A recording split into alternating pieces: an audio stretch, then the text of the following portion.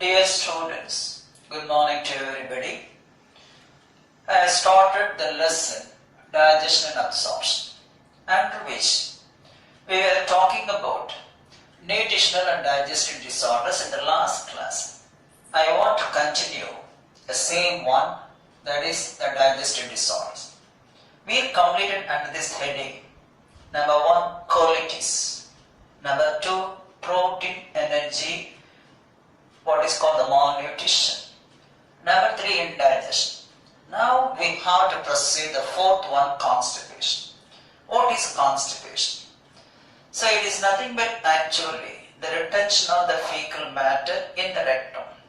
So it is a condition in which the feces or the fecal matter and the fecal materials, that means undigested waste, are retained in the rectum, not being eliminated. This is because of regular, this is because of not regular, this is because of irregular bowel movement.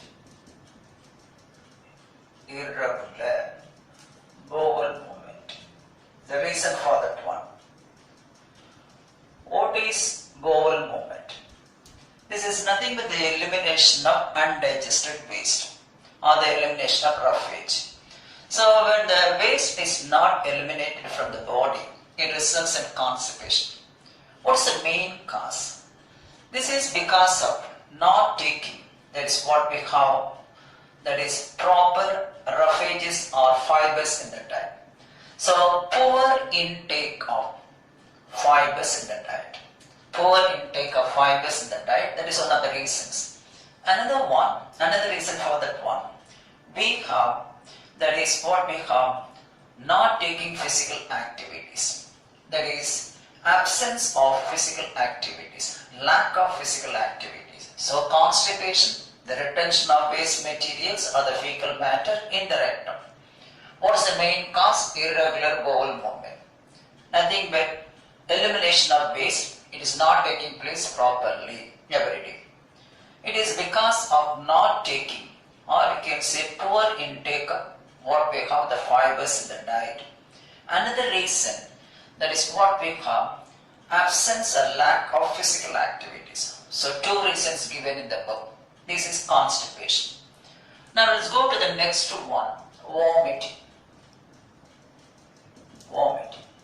The next disorder, vomiting. Now it is nothing but antiperistalsis. Antiperistalsis.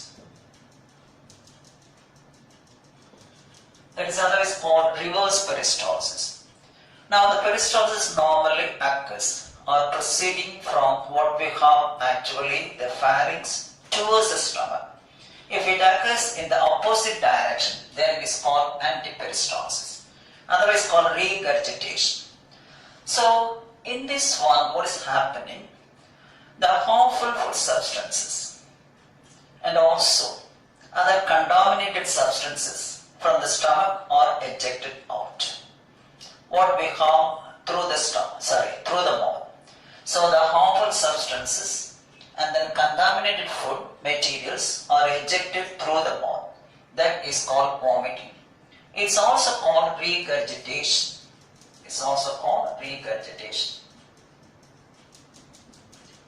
Now, vomiting is a reflex activity taking place involuntarily. You cannot decide.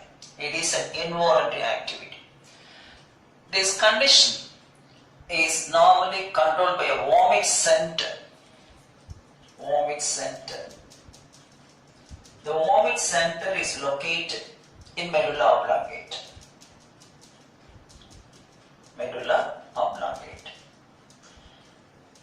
So the medulla oblongata is nothing but a part of the hindbrain, you know that one, concerned with reflex activities like coughing, vomiting, sneezing, okay, even the breathing, swallowing, all are reflex activities or involuntary activities. The center for controlling what's called vomiting is located in medulla oblongata, that is nothing but the hindbrain. So that is a vomit center. And before vomiting, normally the vomiting is preceded by what becomes nausea.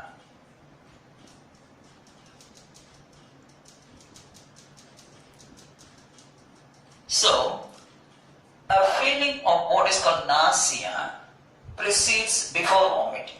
What is nausea? A feeling of sickness in the stomach with an urge to vomit. A sense of vomiting, not actually vomiting, a sense of vomiting. After that, only the process of vomiting occurs.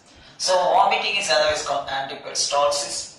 The harmful substances and other contaminated food materials are ejected through the mouth.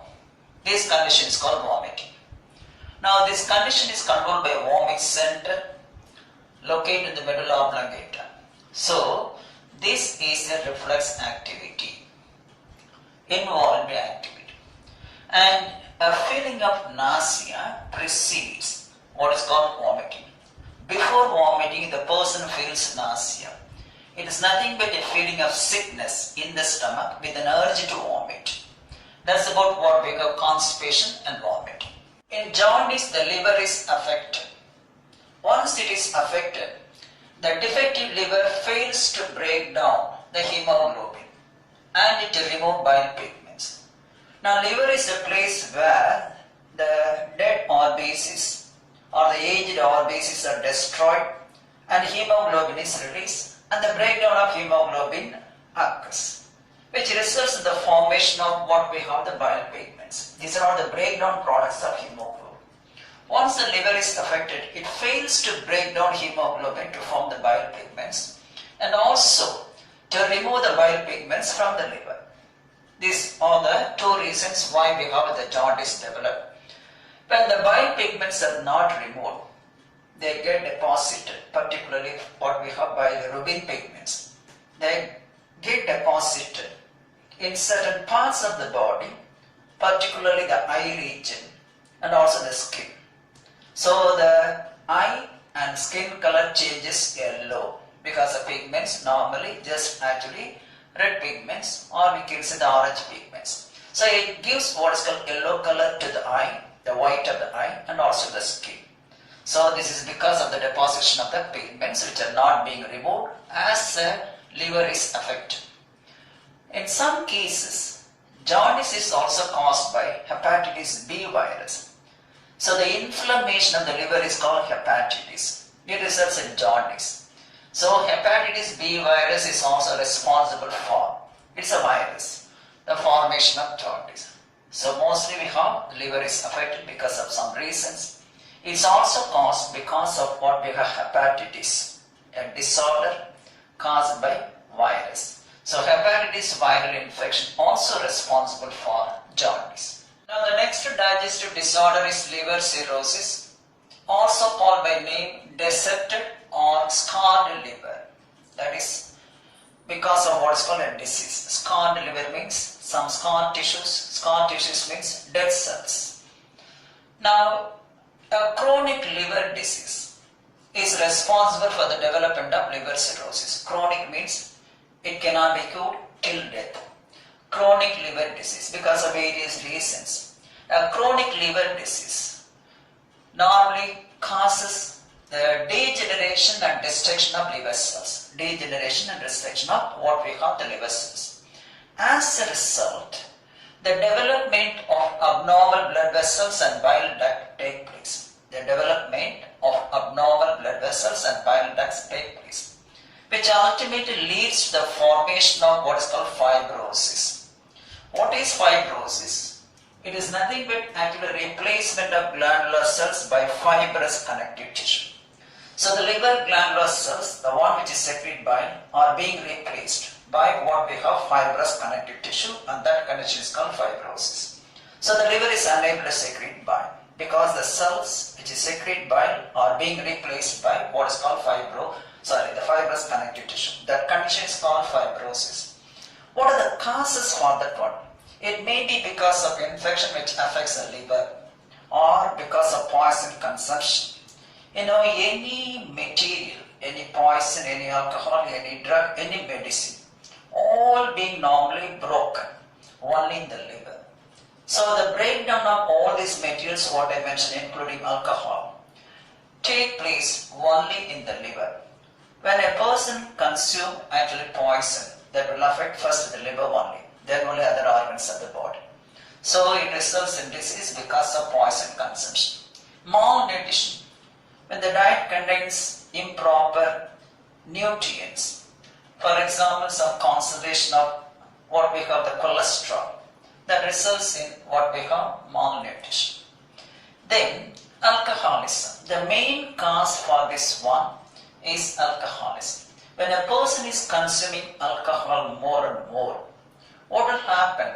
The liver cells, what are called hepatocytes, are replaced by fibrous tissue. And as a result, the liver gets enlarged. That condition is called fatty liver syndrome, otherwise called liver cirrhosis, fatty liver syndrome. This is because of the accumulation of the fibrous tissues or because of what is called fibrosis. And what will happen? The glandular cells, the hepatocytes, the liver cells are being replaced by fibrous connective tissue. That is one of the reasons for liver cirrhosis, alcoholism. Okay, that's about liver cirrhosis. Now let's go for the next one, the gallstones. Now the bile is a fluid secreted by the liver, which contains the bile salts, bile pigments, cholesterol, and also some what is called sodium hydroxide, sodium bicarbonate, etc. If there is any alteration in the composition of the bile, that results in the formation of stones in the gallbladder to begin with. Okay, any alteration in the composition of bile results in the formation of gallstones in the gallbladder. Now the gallstones are mostly formed of crystallized cholesterol. Crystallized cholesterol. The cholesterol along with the calcium and the fat together form not a sandy stone but a hard stone formed of mainly cholesterol. The formation of gallstones normally causes the obstruction of cystic duct coming from the what is called the gallbladder, hepatic duct coming from the liver, and the hepatopancreatic duct, the one which is formed by the joining of the bile duct as well as the pancreatic duct. So because of the obstruction of the bile duct, hepatopancreatic duct, what will happen? The person feels pain. Then pancreatitis. Pancreatitis means, I mentioned already, any word ending with the PIS is referring to the inflammation of that organ. So pancreatitis means the inflammation of the pancreas. Then also jaundice. One of the reasons for the development of jaundice is also the formation of gallstones. Okay, it's not a sandy stone, but formed of cholesterol plus what we have calcium along with other minerals. Together form a stone which blocks the passage as well as accumulate in the liver too. That's about the gallstones. The next disorder is appendicitis. You know the vermiform appendix, a vestigial organ connected to the cecum. A vestigial organ, a functionless organ. Sometimes there is a chance of entering of the food particles into the appendix. That results in inflammation of the appendix. The inflammation of the vermiform appendix is called appendicitis. This is because of the lacking of what we call actually the fibrous food. Particularly it is more common in the case of people who are always taking what's called junk food without fibrous food. The fibrous food referring to the presence of cellulosic materials, the plant materials. So the inflammation of the vermiform appendix is called appendicitis because of change in diet, lacking what's called the fibers in the diet, and that results in severe abdominal pain. Severe abdominal pain. Results in severe abdominal pain. We have also mild fever. What is the treatment? The only treatment for appendicitis is removal of appendix by surgery. Suppose if the treatment is delayed, what is the consequence? If the treatment is delayed, what will happen? The appendix ruptures and the intestinal contents are released into the abdominal cavity, leading to the infection of the abdominal cavity. The infection of the abdominal cavity is called what is known as peritonitis, because the lining of the abdominal cavity is called peritoneum, nothing but the coelomic epithelium. The coelomic epithelium is otherwise called peritoneum, lining the inner wall of the body cavity. So, because of the delay in treatment, the rupture of the appendix occurs, leading to the infection of what is the abdominal cavity, the lining of the abdominal cavity, and that condition is called peritonitis. inflammation of the peritoneum. Inflammation of peritoneum. I mentioned already the word, any word ending with the TIS. So this is the inflammation of the peritoneum, the lining of the body cavity. Okay, that's about appendicitis. The next disorder is diarrhea. It is the most common gastrointestinal disorder around the world. Sometimes it may be caused because of viral infection or bacterial infection of food or water. That's the main reason. Now the colon is a major place in the large intestine concerned with the absorption of water. If colon is infected, now it is a major place of what we have actually, the absorption of liquid food or water. When colon is infected, the lining of the intestine gets damaged by the pathogens. So the colon is unable to absorb liquid food or fluid. As a result, what happened? We have the elimination of fecal matter with more water. That is called liquidity. We have more water content. So we have, instead of normal bowel movement, we have abnormal frequent bowel movement. So what is diarrhea? I am writing here in the form of what is called the red letters. Abnormal frequency of bowel movement. Abnormal frequency, instead of having only once a day the bowel movement, the person is reaching the toilet frequently. That is called abnormal frequency of bowel movement. As water is not absorbed, along with the feces, water is also eliminated. And increased liquidity of fecal discharge. More and more liquid or water is eliminated along with the fecal matter. That's why we have increased liquidity. It is being sent out in the form of watery fluid. Just like a rice water stool, one of the symptoms, rice water stool. Stool means actually the worst material. The technical word used for that one, stool. Test for stool means you have to test the medical term, clinical term for what's on the fecal matter. So, abnormal frequency of bowel movement. That is one. Number two, an increased liquidity of fecal matter. Fecal matter is eliminated with more water. Now, if the treatment is not being taken, then what will happen? More water is lost, and that process is called dehydration. So, loss of electrolytes, loss of water occurs in the body that results in dehydration. What is the treatment? The treatment is called oral rehydration therapy. Oral rehydration therapy. So once water is lost by means of dehydration process, we have to rehydrate the body by taking what is called more amount of what is called water or drinking more water. So sipping of a small amount of water at a time to rehydrate the body. So frequent taking of plenty of water. Frequent taking of plenty of water to rehydrate the body. And that process is called oral rehydration therapy. There is nothing like taking plenty of water through mouth. That process is called oral rehydration therapy. Along with some what we have, the electrolytes which are lost because of diarrhea. So that's about the diarrhea. This is the definition. Abnormal frequency of bowel movement and increased liquidity of fecal discharge is called what is known as diarrhea. Okay, this is about diarrhea. Next one we have to go for peptic ulcer. Now the next digestive disorder is peptic ulcer. Normally the inner wall of the stomach or any part of the intestine lined with mucus layer, a glycoprotein. Now this one protects the wall of the stomach against what we have, the strong acidic nature of hydrochloric acid. It's acting as a mechanical buffer too. Sometimes what will happen, a small injury that is in the mucus layer that causes the entry of hydrochloric acid and causes the erosion of what is called the mucus layer.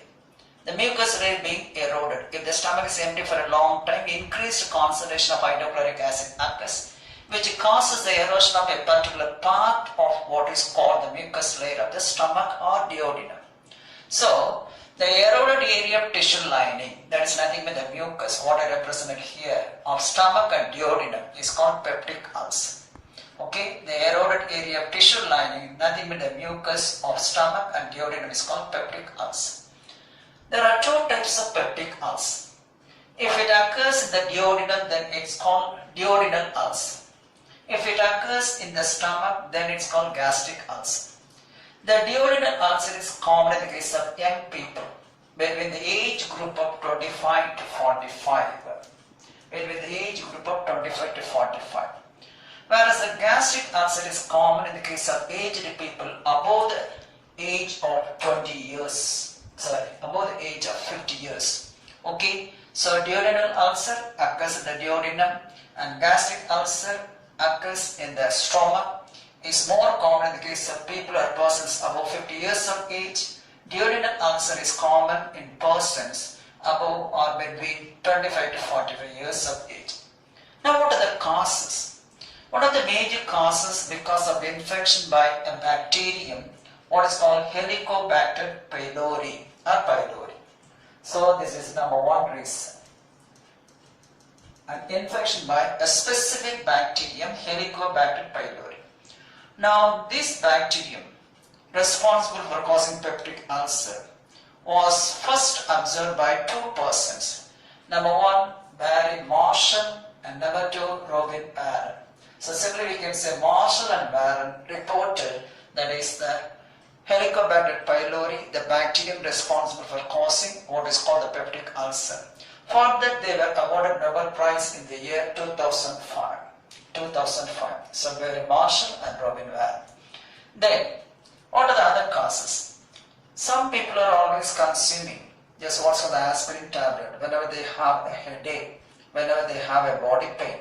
So, when they are taking increased consumption of aspirin or anti-inflammatory, what we have the drugs or the tablets. Say an example of Brufen that is used against what is called the pain, body pain.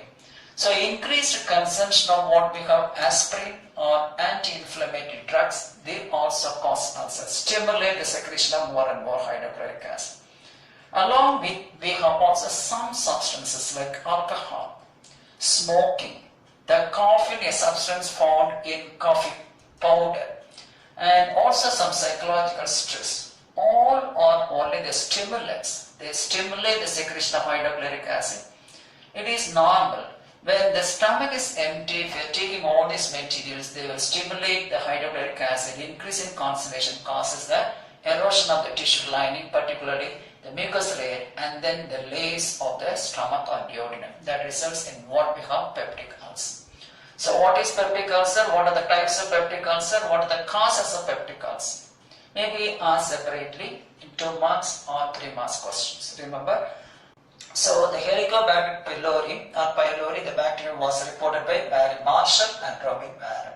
In 2005, for that they were awarded Nobel Prize. Now the next disorder is obesity. It is nothing but the excess of storage of fat in the body, particularly the body fat, in adipose tissue. A tissue which is storing the fat present below the skin is called adipose tissue. So now with the fat being stored in adipose tissue, the one which is present below the skin, when its storage exceeds the normal level, we have the fattiness occurs, and that is called obesity. So excess of storage of body fat in adipose tissue. What are the effects when a person is obese? So it induces atherosclerotic heart disease. Atherosclerosis means hardening of blood vessels, which increases the BP, ultimately heart disorders. So it induces atherosclerotic heart disease, hypertension and diabetes mellitus. These are all actually the effects because of obesity. What are the main causes? Because of genetic factors. When the parents are obese, ultimately the children will also be obese. Then endocrine factors. When the hormone STH secretion increases, the somatotropy hormone from the angiopituitary increases, then what will happen? Gigantism occurs in the case of children.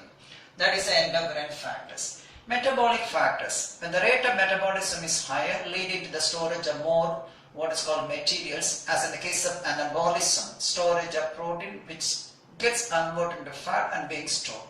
So the metabolic factors, because of metabolism. Then excessive intake of food, always just actually eating the junk food, whatever just a person just receives, and that also one of the reasons. So 4 reasons: genetic factors, endocrine factors, metabolic factors, and excessive intake of food. How can we say that person is obese? So the obesity is assessed by one method, what's called body mass index. Now the average BMI range in adult is between 19 to 25. If the person is having an average of 19 to 25, there is a unit, the BMI, the person is not obese. Then what is BMI? How can you calculate it? So we need 2 units. One is the weight of the body, another one the height of the body. So weight and height are the 2 units we need for calculating the BMI. So I represent the form of a formula. What is BMI? How it can be calculated?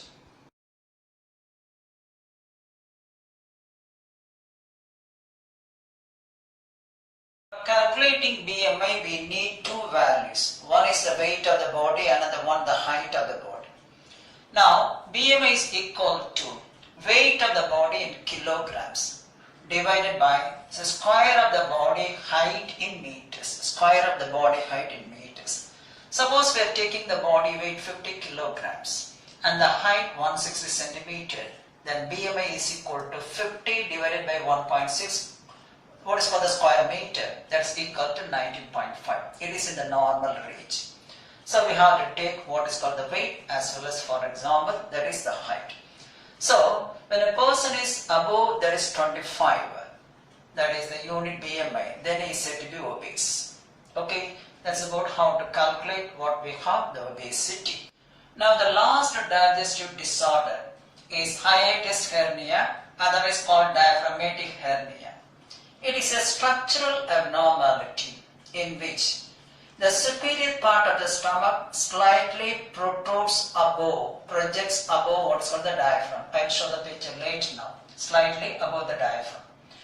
The exact cause of what is called hiatus hernia is not known. But in some people, because of injury or damage, may weaken the muscle tissue. By applying too much of pressure repeatedly on the muscles around the stomach. They are just exerting the pressure on the muscles around the stomach while coughing or vomiting or straining for bowel movement, exerting pressure for bowel movement, or even lifting heavy weight. These are all the main causes it's known, but the exact cause is not known. Many causes. Now, this type of hernia also results in heartburn. We already studied what's called GERD, heartburn. What's the reason for that one? The stomach contents travel back to the esophagus, sometimes even to the mouth also. Okay, that causes a pain in the center of the chest because of the eroding nature of the acidity of the food. Eroding nature of the acidity of the food means the hydrochloric acid present in the food while the food is traveling back to the esophagus and to the mouth. It causes burning sensation. The heartburn means it doesn't cause actually burning sensation to the heart. Only the tissues around what we have, the heart, particularly the esophagus region, feels a pain, so that the person feels a chest pain in the center of what is called the chest. A pain in the center. This is chest pain is different. Here a pain in the center of the chest. This is because of the eroding nature of the acidity. Okay, that's about what we hiatus hernia. I'll just draw the diagram, a simple diagram. You have to follow it.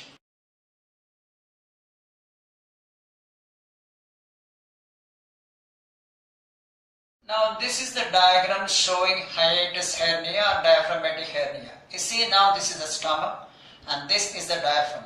Here the superior part of the stomach is protruding above the diaphragm and that is called the hernia. And this is the one esophagus. Okay, that's about the simple diagram showing the hiatus hernia. Now there is one question in the book. Do you feel ill after drinking milk or after eating what's called dairy products? What's the reason? Sometimes we cannot digest the sugar, lactose present in the milk. What is the reason? Sometimes Some people cannot digest the lactose sugar, the disaccharide. This is called what is known as lactose intolerance. What is the reason why you are unable to digest the milk and milk products? This is because of either the absence of the enzyme lactase or present in small quantities. You see, the reasons I mentioned, either absent or present in small quantities, or if they are present in inactive form.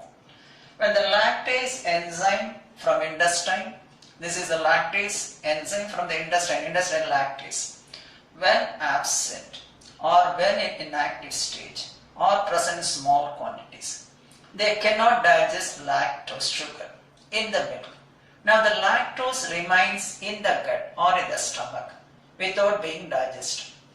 As a result, what will happen? The bacteria present in the stomach causes the breakdown of lactose, releasing some unwanted materials. So it releases gas, bloating of the stomach, just what's called belly-like, bloating, the bloating of the stomach, then stomach cramps, the pains, and also what we have sometimes diarrhea. That's the reason why actually some people feel ill after drinking milk or dairy products. This is because of the absence of lactase enzyme and the breakdown of lactose that in the stomach by bacteria, leading to the symptoms what I mentioned about it, the gas, the bloating of the stomach cramps, and also what we have diarrhea. So that's about what we have, the different genetics are different, what we have, the disorders related to the digestive system, and some questions. And one more question I want to tell you only. Suppose we have studied already digestion in the stomach, digestion in the small intestine, digestion in the buccal tract. They are asking repeatedly digestion of proteins. If the question is being asked digestion of proteins, what answer you have to give? I will give only just 2 or 3 lines only. What are the things to be added, because I already completed. We have to sort out, we have to edit and then collect the answer and write it for digestion of proteins.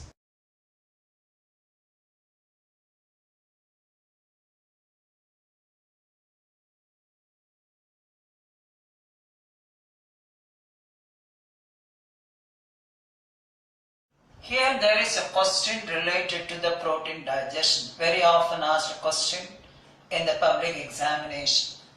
So what happens to the protein molecules in food from the time it is swallowed to the time its products are built up in the cytoplasm of a muscle cell?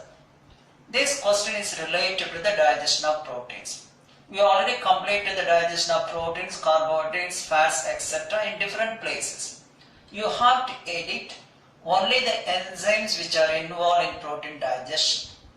The enzymes which are involved in protein digestion are called proteolytic enzymes. Now, in the alimentary canal, digestion of proteins normally occurs in 2 places. One is stomach, another one intestine. What are the contents to be added? That is about the digestion of proteins in the stomach. You have to write down the role of pepsin and role of renin, not any other things. Only I am writing the headings, you have to collect the answer what I already taught. So role of pepsin, role of renin only. Then we have the next one, that is actually the digestion of proteins in the intestine. Digestion of proteins in the intestine.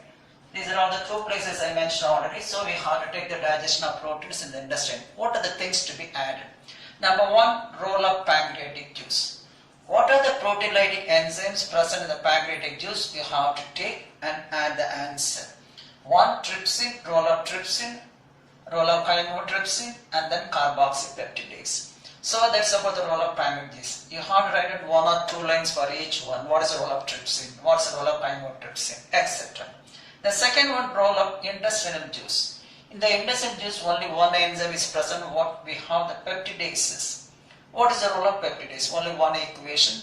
Peptidase is acting on di and tripeptides, releasing amino acids. In the equation you can find in the book. So don't write simply as I am writing here. You have to collect the answer. These are all the things to be added when the question arises like that. Digestion of proteins. So with that I concluded The lesson digestion and absorption. You have to go through the book back questions, one word answers, etc. I'll give the assignment also, do it properly. And we have to go to the next lesson, what is called actually the breathing process. Okay, breathing mechanism, etc. That is a respiratory system. Respiratory system, we have to go back to the next lesson. Okay, thank you. Goodbye.